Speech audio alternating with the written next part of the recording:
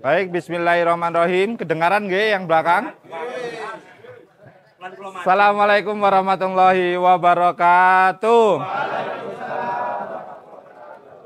Baik, Bapak Ibu, kita lanjutkan untuk materi praktek pada siang hari ini.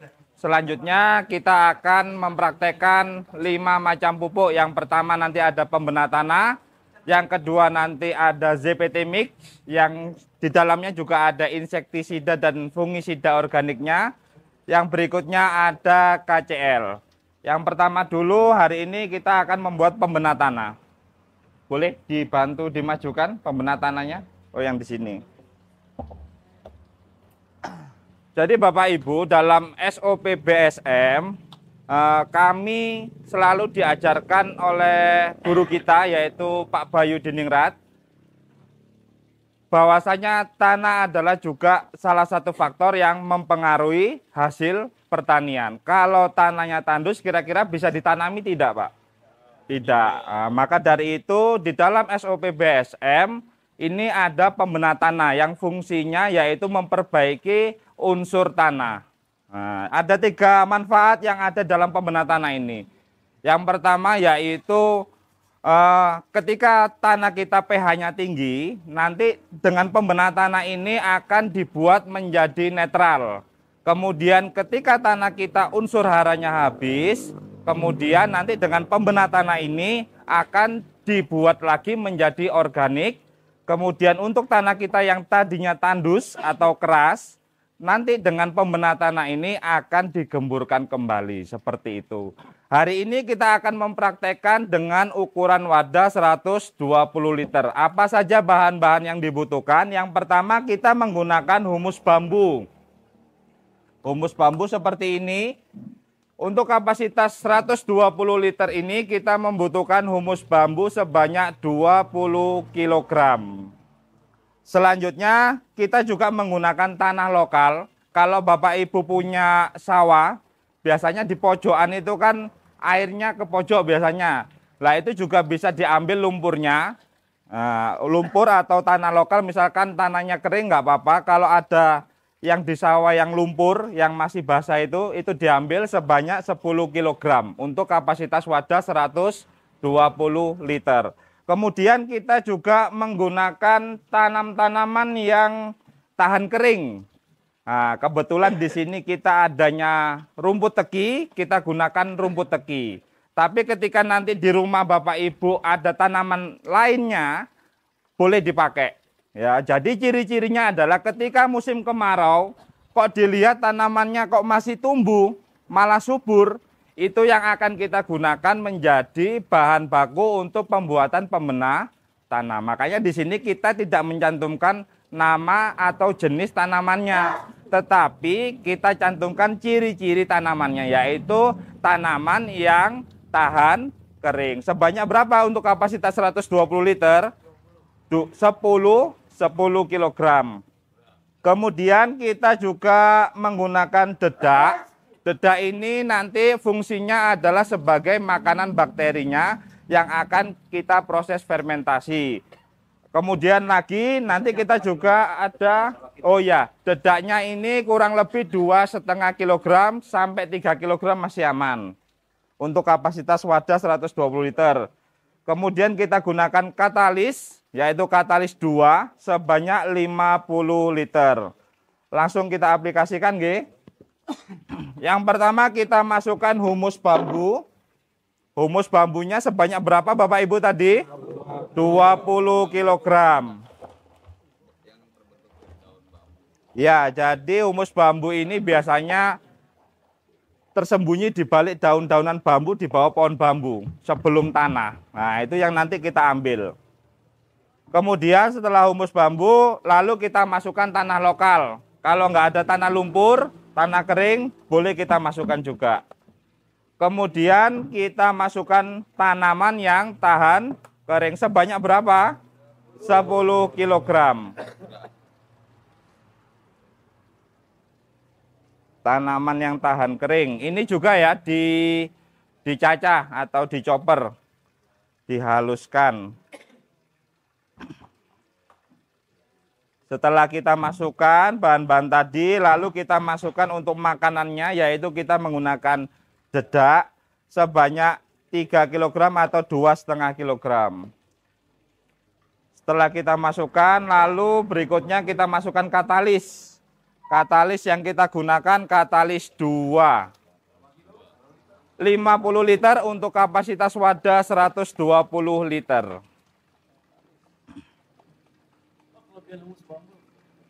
Nanti. Iya. Terlalu bersemangat. Gak apa-apa, Pak. Harus bersemangat.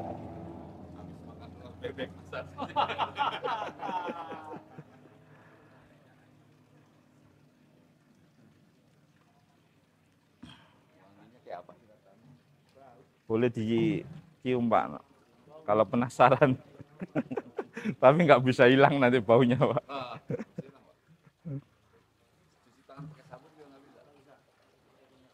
Lama biasanya, Pak. Pakai jeruk.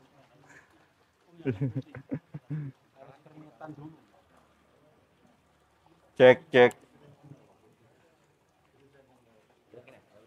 Oke. Wah, kayak demo-demo ini, Pak.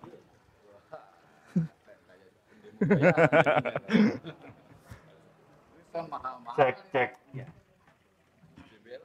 Oke, berikutnya lalu kita masukkan air. Jadi air ini Bapak Ibu tadi kan sudah belajar untuk memproses limbah rumah tangga, betul?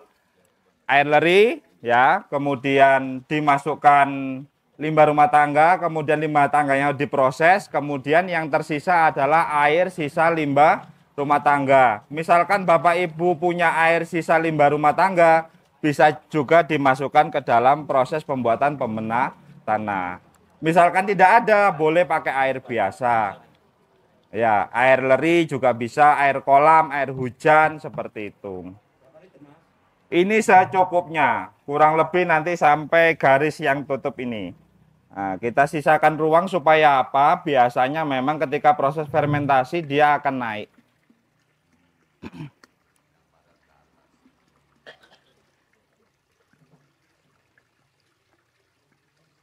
Ini kita masukkan air secukupnya.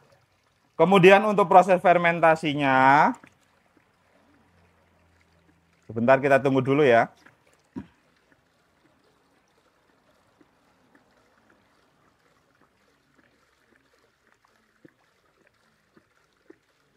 Cukup gak apa-apa, Pak. Apa di fullin? Gak apa-apa, cukup. Apa dianu dulu. Nah, kemudian kita aduk dulu.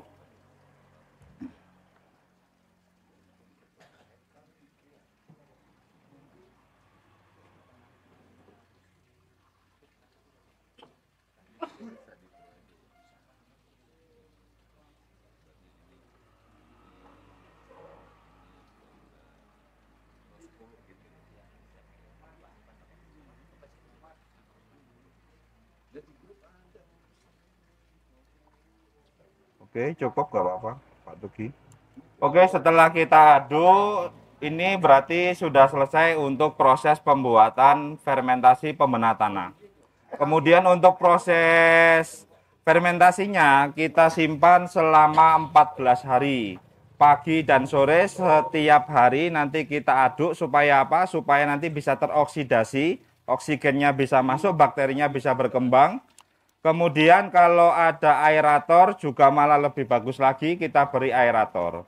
Untuk tutupnya, memang ini kita anjurkan untuk tutup ya. Tapi nanti usahakan tutupnya ini yang mana oksigennya bisa masuk. Misalkan pakai paranit atau insect net. Ya, pokoknya jaring-jaring yang mana dia menghalangi hewan-hewan yang masuk ke dalam proses fermentasi pembenah ini. Seperti itu. Untuk aplikasinya pembenah tanah yaitu 250 mili per 1 tangki atau 15 liter. Jadi nanti diaplikasikan ke media tanam atau lahan bedengan yang sudah kita olah. Kemudian nanti dikocorkan di medianya seperti itu. Boleh disemprot atau dikocor boleh. Oke, seperti itu nggih. Kita lanjut berikutnya, nanti yang punya pertanyaan disimpan dahulu. Selanjutnya kita ada pembuatan ZPT mix, yaitu zat perangsang tumbuh yang di dalamnya sudah ada insektisida dan fungisida organiknya. Untuk insektisidanya sendiri atau fungisidanya, ya nanti kita campur dengan ZPT. Kalau Bapak Ibu belum tahu untuk manfaat dari fungi, kalau fungi ini tujuannya yaitu untuk membunuh atau menghambat proses pertumbuhan jamur yang mengganggu tanaman. Kalau inseknya sendiri itu membunuh atau menanggulangi serangga yang merugikan tanaman seperti itu. Apa saja bahannya? Hari ini kita akan mempraktekkan ZPT mix ini sebanyak 120 liter. Bahan-bahan yang pertama yaitu bahan funginya, kita ada lengkuas dan kunyit sebanyak 12 kg untuk kapasitas wadah 120 liter. Kemudian untuk inseknya kita menggunakan tanam-tanaman yang tahan kering. Yang tidak dimakan ulat. Yang tidak dimakan ulat. Nah, apa saja tanaman yang kita pakai tadi? Di sini ada contohnya lidah mertua. Nah, kira-kira tidak dimakan ulat, betul? Nah, ini kita gunakan untuk proses pembuatan insektisida organiknya. Kemudian ada juga resede, kaliandra. Apa saja tanamannya, yang penting tanam-tanaman yang tidak disukai oleh ulat. Itu yang akan menjadi bahan baku untuk pembuatan insektisida organiknya. Kemudian kita juga pakai untuk ZPT-nya, yaitu tanaman yang cepat pertumbuhannya. Kalau di sini kita ada menggunakan bonggol pisang. Boleh ditunjukkan Pak bonggol pisangnya? Bonggol pisang. Nah, bonggol pisangnya ini sebanyak 10 kg. Ini 12 kilo. Yang tanaman tidak dimakan ulat, tidak disukai ulat 10 kilo. Untuk tanaman yang cepat pertumbuhannya, untuk ZPT-nya kita gunakan 10 kg. Kemudian selain itu bahan berikutnya yaitu kita gunakan dedak sebagai makanan bakterinya, kurang lebih 2,5 sampai 3 kg. Lalu kita gunakan juga katalis 4 seperti itu, dan air secukupnya. Boleh kita praktekkan nggih?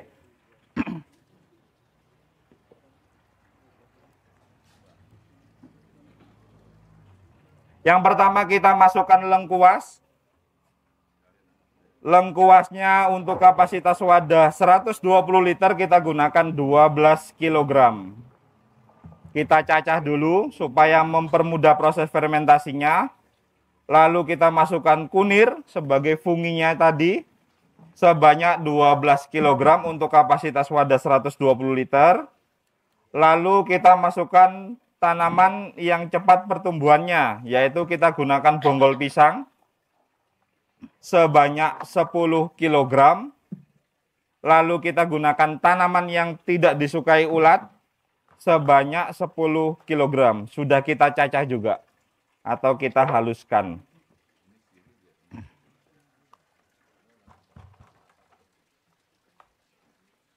Lalu berikutnya kita masukkan dedak untuk makanan bakterinya sebanyak 3 kg atau 2,5 kg.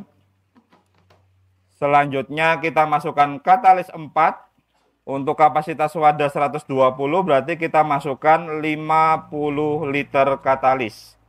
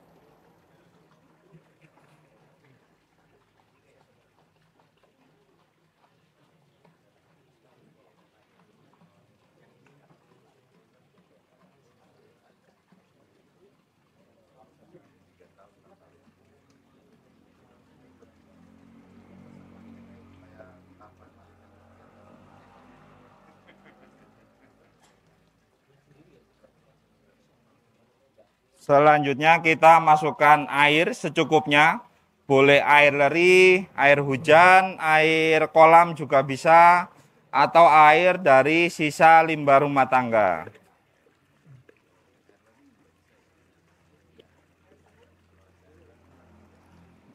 Boleh.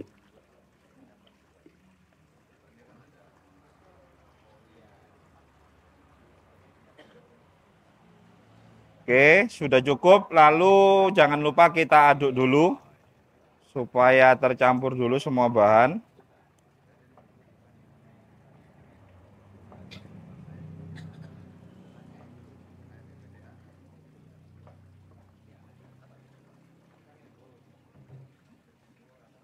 Ditambahi lagi.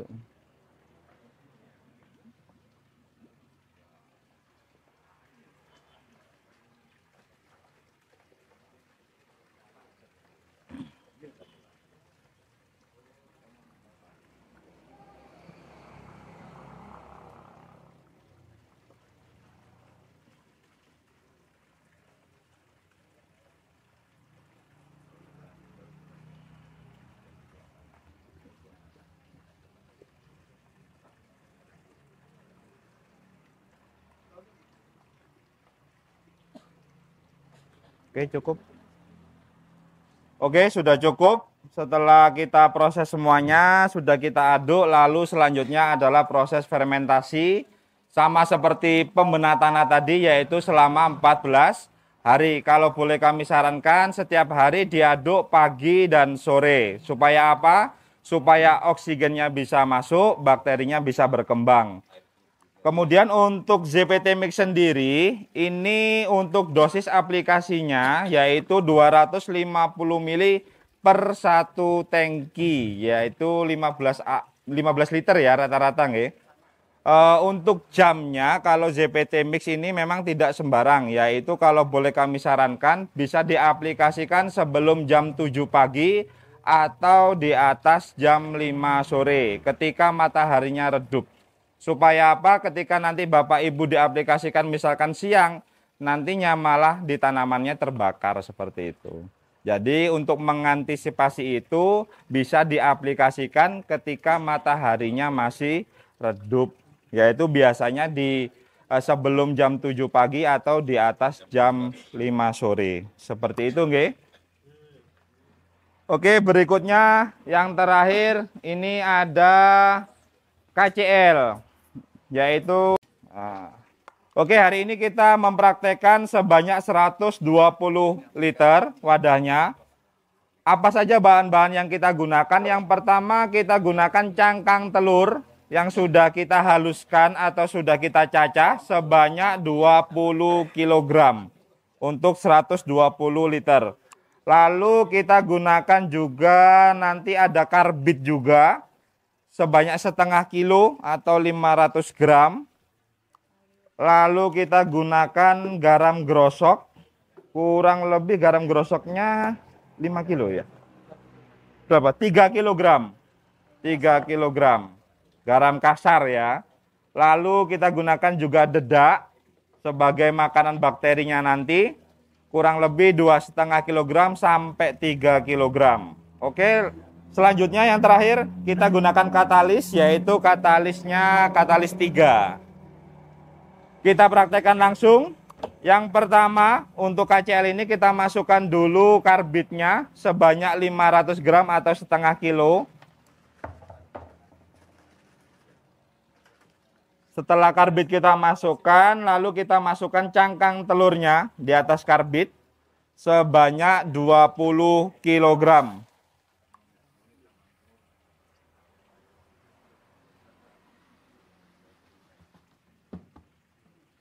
Setelah itu kita masukkan garam grosok atau garam kasar sebanyak 3 kg. Lalu kita masukkan dedak sebagai makanan bakterinya sebanyak 3 kg. Selanjutnya kita masukkan katalis. Katalis berapa ya? 4. Katalis 4 sebanyak 50 liter.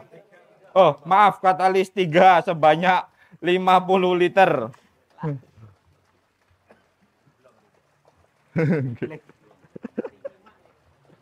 Ya ada 5 Pak jenisnya.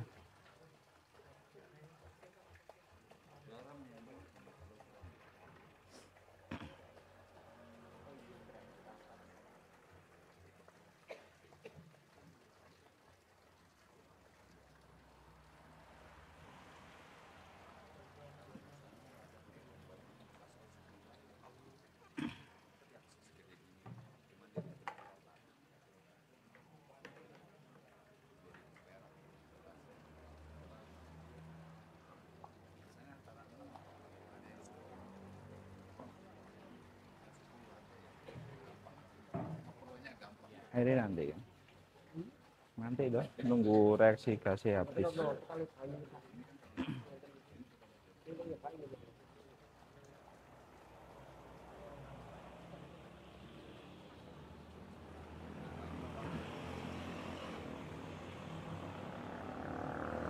Oke, untuk khusus KCL ini perlu diperhatikan. Kalau tadi kan kita pertama masukkan yang namanya karbit ya.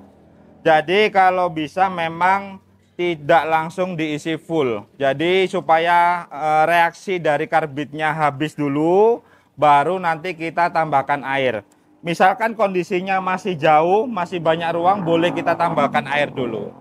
Seperti itu. Tapi kalau lebih amannya, misalkan kita tunggu reaksinya habis, baru nanti kita tambahkan airnya. Seperti itu nggih untuk KCL ini. Biasanya memang untuk 500 gram tadi atau setengah kilo biasanya habisnya 1 kali 24 jam.